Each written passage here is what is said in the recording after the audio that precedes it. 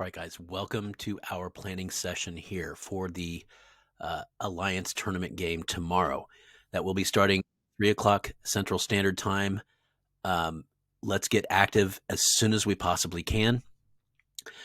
This is the map that I shared, and it pretty much works pretty well for what we're going to be doing moving forward. I am going to go ahead and post printed sort of marching orders for everybody, keeping in mind that that there is flexibility always within the real game.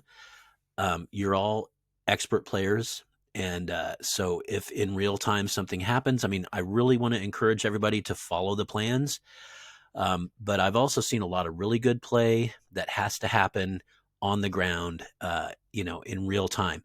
So we need to be able to be flexible as well moving forward. So let me just outline the basic plan here. We have the advantage of being contiguous.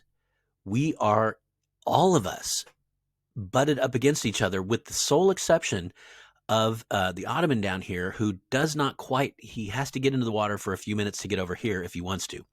So one of the things that we're looking at is we're going to go ahead and, okay, so let's just talk about, first and foremost, we have got to build forts. Let's see, I got to use a color we haven't used here. We have got to build forts down here. Fort level 2, fort level 2. So that on day 3, we've got level 2 forts in both of these. Now, if we need to give France some iron, we will give France some iron. We need level 2 forts here. And Ryafor has talked about this too. In the past, he's tried to develop this double wheat, which means you don't build a fort there, right? You build other stuff there, a harbor, a railway, whatever. No, look, the thing is, there is almost zero question whatsoever France is going to get dogpiled. Look at that. 1, 2, 3 enemies around him. He's the only one of us that's vulnerable in that way. Carried here is the only one that's vulnerable. Now, he'll be able to keep troops up here. I think just as few as, say, 40 troops would be enough to protect the shoreline. We've seen that amazing defense you get from the shoreline. And you're faster than the people in the water, too. You're much faster than the people in the water, so you can run around and defend properly. We've seen that over and over again. The crucial thing is going to be down here. We have to have level 2 forts here. And we also talked about the fact that we really should be getting at least 4 level 2 workshops so that we can be churning out 4 cars per cycle. Again, if we need to trade France some steel to make that happen, let's make it happen. We need France to have 8 to 10 armored cars early on, because here's what I think is going to happen. I think that Morocco is going to send pretty much all of his stuff up here with a ghost force of some kind to man the shores here, but probably a good 80 troops up into here. There are 120 troops over here. There's no reason for Spain to be coy about it. You know, Spain can send 100 to 120. We could be looking at an invasion of 200 troops down here. So we need those armored cars. In fact, I would say, most of what France has should go to that southern border, leaving, say, 30 up here and 90 down here. 90 in 2 forts could stand against 200. It'll be a close, tight sort of situation, but that could happen. Don't forget that during that 2 days, more infantry will develop. So we can even send as many, you could potentially have as many as like maybe 10 by the time anything significant happens, 10 more. So you could have 100 down here defending. Now, here's what's going to happen with me. I'm going to save back again enough to say put 5 along each of these. There's a bunch of little coastal things here. So I'll probably hold back about 30 guys down here, 5 in each of 6 positions to defend against any kind of invasion from the north. But my main thrust is going to be 90 troops. I'm sending everything, 90 troops into Riga here.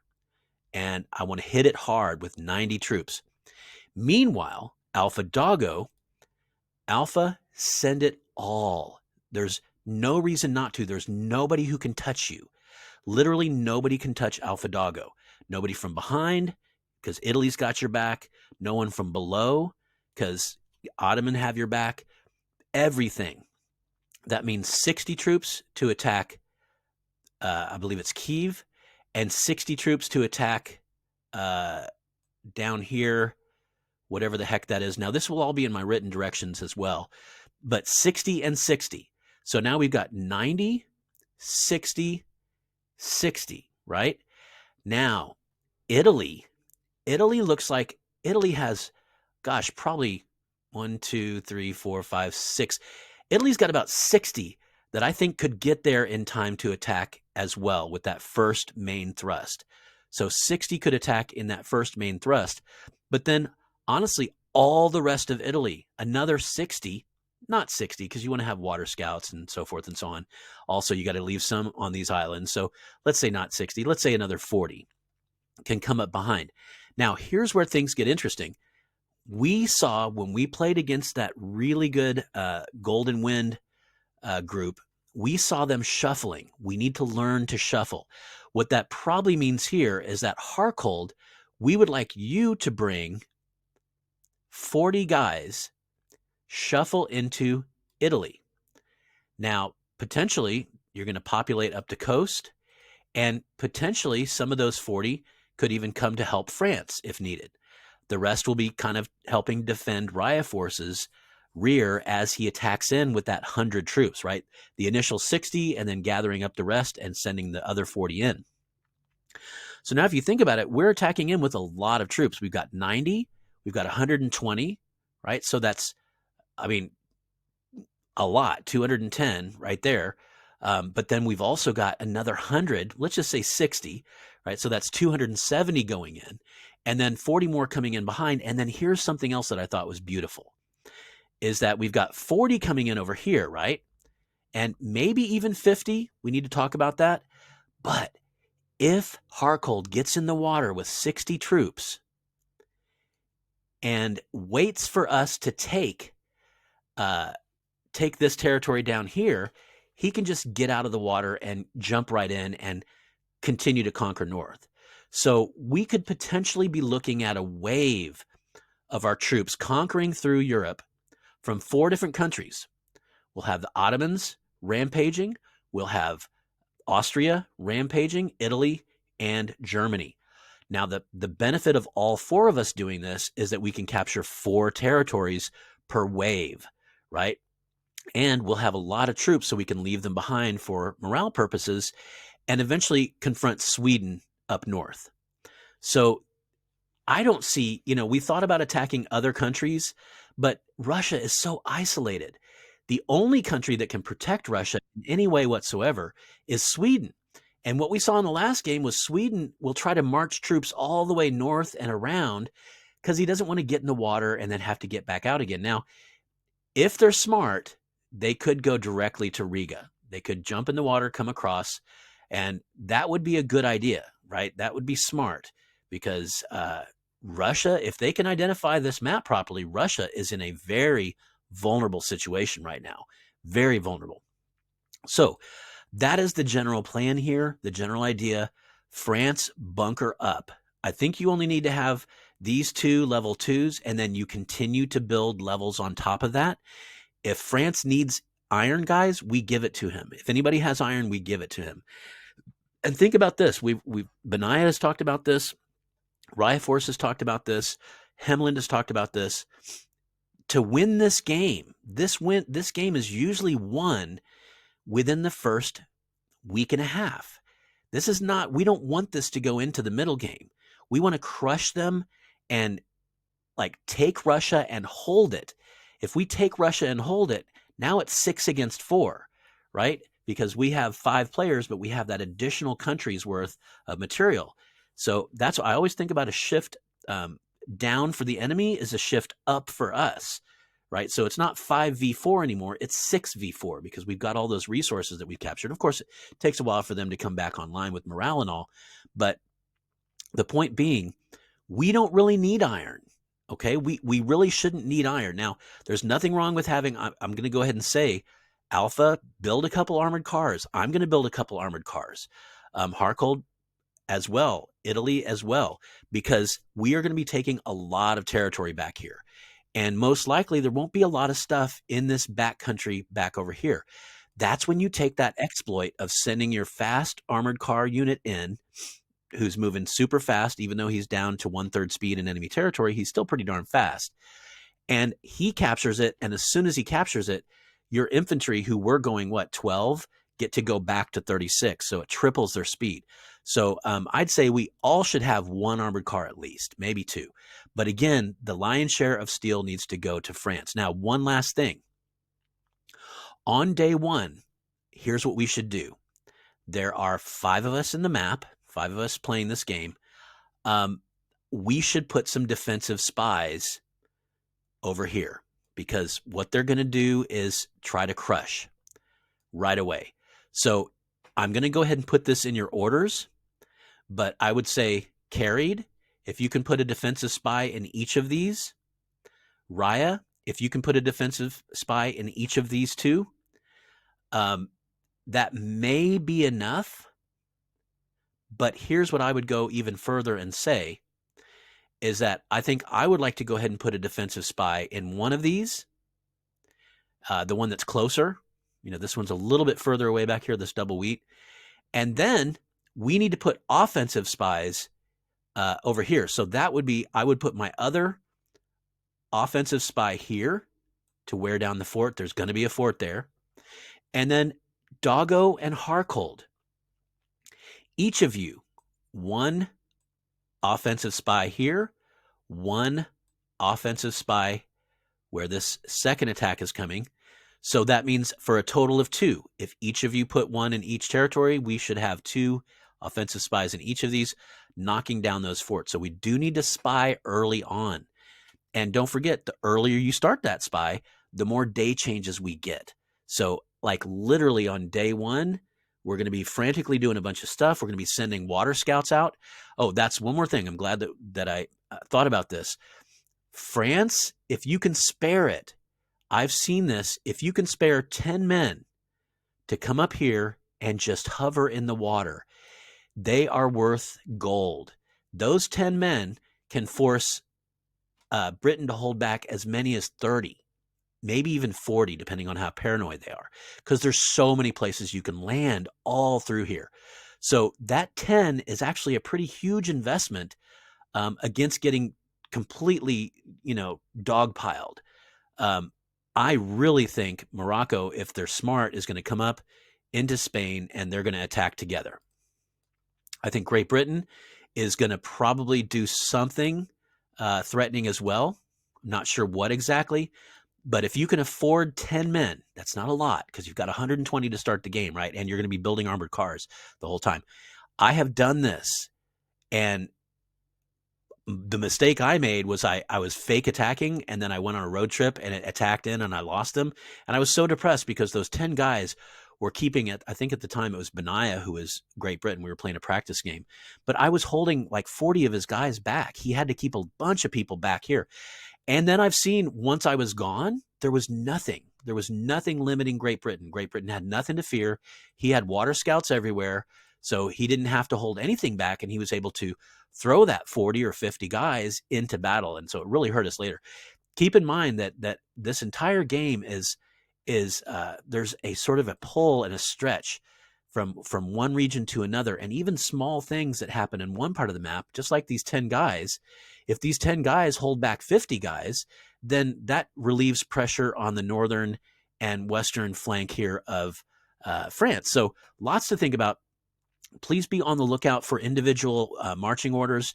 Again, the reason I'm trying to provide very detailed marching orders is not to be a tyrant, but just so that it's very, very clear what that plan is. And then again, because you are expert players, if there's something that you see that's better, or if you see something on the ground that's changing, because we don't know that they're going to behave the way we think they are. We think that these 3 are going to dogpile France, but that might not be what happens. We might have to pivot in that sort of play. But by the way, and this is something I need to say as well, I'm quarterbacking this first one, but we are going to be taking turns quarterbacking. So get used to the idea. If you have not been the lead on a game before, get used to the idea. What it means is that we all contribute to the discussion, but the quarterback makes the final call, and the quarterback also takes the blame if things go wrong strategically. Now, again, that only works if we execute the plan that the quarterback sets forward. So we've got to make sure that we execute exactly the agreed upon plan. If you don't agree with the plan, speak up early, okay? Because again, we're all good players. So, you might see something that I don't see, or that the quarterback of that time doesn't see. Speak up. The one thing we do not want to do, we saw this in a previous game, Botterick just at the last minute decided to attack into a different territory. And it was just like, whoa, what happened? And so, again, if you would have said that early on, we could have accommodated that. We could have delayed an attack that was happening somewhere else to accommodate that. So we are all good players. We all have a lot to contribute to this, but now is the time. Right now is the time. If you've got ideas, if you see something that I'm not seeing, if you have a better idea about something, now is the time. I promise you, your voice will be heard. And now is when we put together these plans that we then lock in and execute to the very best of our ability, so that if there's a failure, it's a failure of strategy, not a failure of execution. Okay, said what I needed to say. I'm going to send out those individual orders. I'm just going to at each one of you as I go along here, and just give you an idea of what to do just immediately, where we want to have forts. There's not really, the great thing about this is we don't need hardly any forts. I mean, we're attacking Russia. So you don't build forts where you're attacking past. I've done that enough times where now I just have a fort, I attack in, and now I just basically have a fort in the middle of my country because I've attacked in and conquered all the rest of this. So we don't need any forts on our only land border here of any measurable size is with Russia. We don't need forts there. We don't. We're going to attack on day one. So the only forts we need are these. And I love that because we can give all of our steel, or a lot of our steel, to that effort. Carrie, you might want to build 5 level 2 workshops and just churn out those armored cars. Don't forget, armored cars have 2 hit points. They're actually really rugged. I'm starting to fall in love with armored cars. They're just tough. They're really strong, good defensive players. They can even be really good offensively as well. So I'm loving this. I think we have a natural advantage here. I really do. I feel bad for them that they're on 3 islands. Islands are great defensively. They're hard to attack, but we don't need to. We're just going to roll up Russia, right? Like a bath mat. We're just going to roll it up like a soggy towel. And then we'll go ahead and confront them up here, confront Sweden up here. But with any luck, we might even get right of way with Denmark and sneak in the back door or something. So lots of good stuff on this map. I think we should win this one. I frankly do.